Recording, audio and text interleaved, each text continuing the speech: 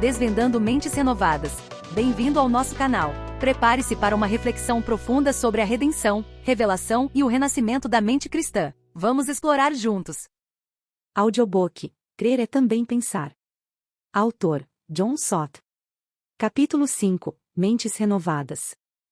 Passamos agora da doutrina da revelação à doutrina da redenção, redenção realizada por Deus através da morte e ressurreição de Jesus Cristo. Tendo Deus executado esta redenção através do seu Filho, agora a anuncia por intermédio de seus servos.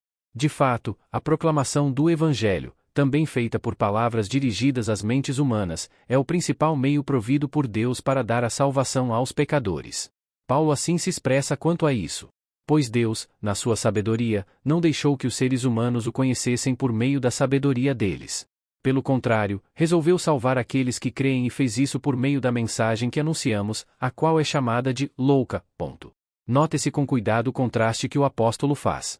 Não é entre uma apresentação racional e um não racional, como se fosse o caso de Deus ter posto de lado por completo uma mensagem racional, em virtude da sabedoria humana ser impotente para encontrar a Deus. Não. O que Paulo contrasta com a sabedoria humana é a revelação divina. Mas nossa pregação é uma revelação racional, o enigma de Cristo crucificado e ressurreto. Pois conquanto as mentes dos homens estejam em trevas e seus olhos estejam cegos, conquanto os não regenerados não possam por si próprios receber ou compreender coisas espirituais, porque elas se discernem espiritualmente, nem por isso o Evangelho deixa de ser levado às suas mentes, porque tal é o meio previsto por Deus para abrir-lhes os olhos, iluminar-lhes as mentes e salvá-los. Terei mais a dizer sobre isso ao tratar da evangelização. Pois bem, a redenção traz consigo a reconstituição da imagem divina no homem, a qual fora distorcida na queda. Nessa reconstituição inclui-se a mente. Paulo pôde descrever os convertidos do paganismo dizendo: "E vos revestistes do novo homem, que se refaz para o pleno conhecimento, segundo a imagem daquele que o criou e também, aprendestes a Cristo, no sentido de que, vos renoveis no espírito do vosso entendimento." Ele pode ir ainda mais longe. Um homem espiritual, no qual habita o Espírito Santo e que por ele é dirigido, tem novos poderes para o discernimento espiritual. Dele pode-se mesmo dizer que tem a mente de Cristo. Esta convicção de que os cristãos têm novas mentes fez com que Paulo apelasse confiantemente a seus líderes: "Falo como sábios, julgai vós mesmos o que digo." Às vezes me ponho a pensar sobre de que maneira o apóstolo reagiria se hoje viesse visitar a cristandade ocidental. Acho que lamentaria a falta de uma mente cristã nos dias de hoje, como fez recentemente Harry Blamires.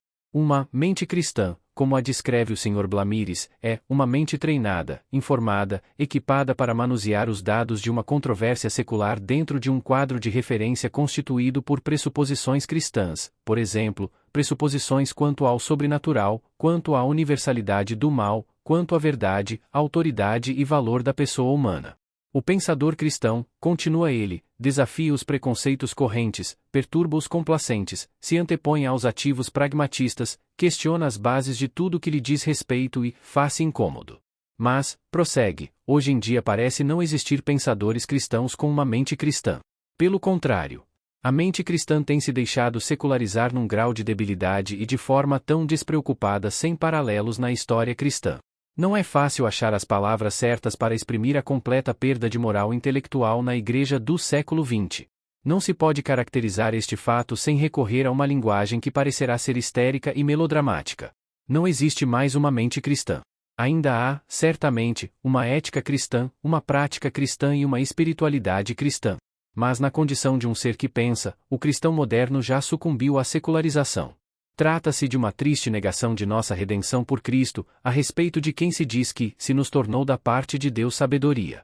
E assim concluímos mais um tópico. Que essa reflexão sobre a redenção e a importância da mente cristã te transforme. Compartilhe suas ideias nos comentários, deixe seu like se esse conteúdo ressoou em sua mente e, claro, não esqueça de se inscrever para mais reflexões. Até o próximo capítulo.